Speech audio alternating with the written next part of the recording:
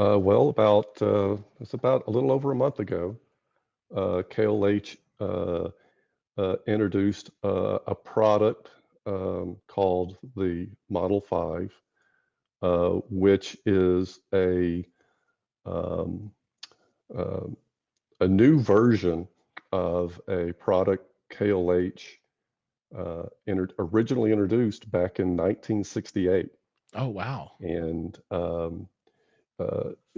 KLH was founded in the late 50s and of course, and it was founded by Henry Close, which I'm sure you're familiar with that name.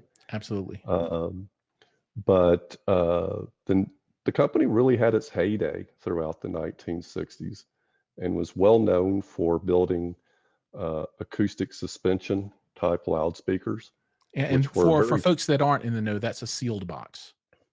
yes, that is Right. correct, as opposed to, say, maybe a bass reflex enclosure, which is largely popular today.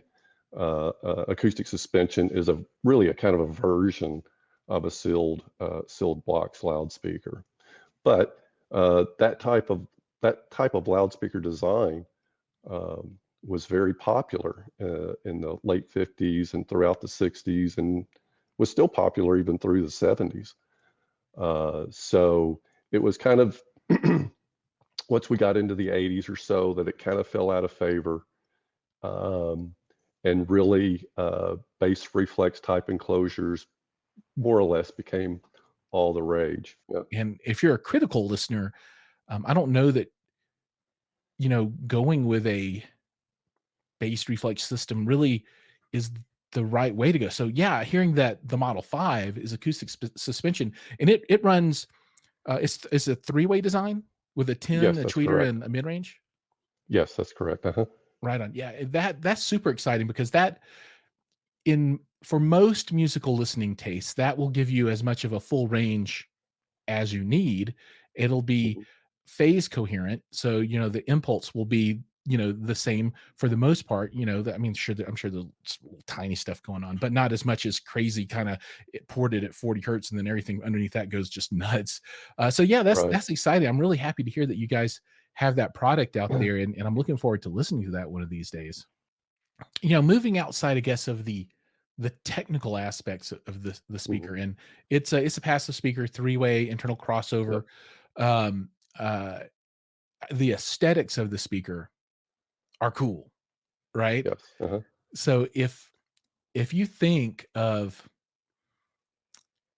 a speaker that is like that classic kind of aggressive look. I mean, this is the one, right? So it's kind of wider. Right. It's not like the tall, skinny towers that you see in most places for home theater kind of stuff or television listening Right. today. This is the wider, a little bit shorter, and you guys have these some type of metal stands, right? It looks like Right. tube metal and brings them up what 8 inches, 9 inches, something like that, and gives them a little bit of Uh, I tilt. think I think it's about 8 inches off the floor, and I think the slant back is about 5 degrees. Yeah. Yeah, and So that's just super yeah. cool.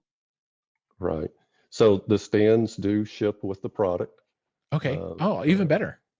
yeah. So they come in the carton.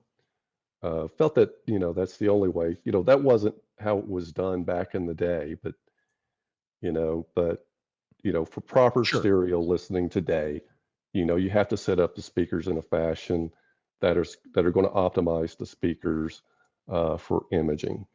So we Absolutely. decided very early. Yeah, we decided very early that that was absolutely the right thing to do, and I think that's proved itself since we've introduced the product. Well, I was just going to say the loudspeaker has a relatively uh, like you were saying, it's not as tall as a typical floor standing tower speaker. I think on the stand, uh, I think the height of the loudspeaker is around 34 or 35 inches. And then we angled the stand back, of course, to bring the tweeter axis, uh, uh, bring it up to ear level when you're at the typical listening position. Right. Right? So, and regardless whether you're really standing or listening, you're kind of still in that, you know, plus or minus 10-degree arc above or below the axis of the tweeter, which is where you kind of want to be for proper stereo listening. Yeah, look at the stand I've got up on the screen, everybody. That's just so classic to me. And maybe it wasn't the way it was done before, but that just, I don't know, just look at the way this thing looks. It's just so cool. And then the the grills are made out of linen, is that right? Do you, Yes, that's correct. yeah, looks great. So we weren't really trying to necessarily copy the original Model 5 that was launched in 1968.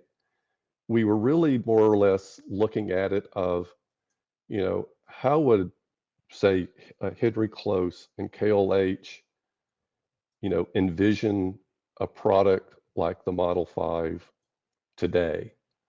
And so of Right. course you get to, well, you would add the stands, for example. And of course, we get to take advantage of all the technology and everything that we've learned about acoustics the last 50 plus years.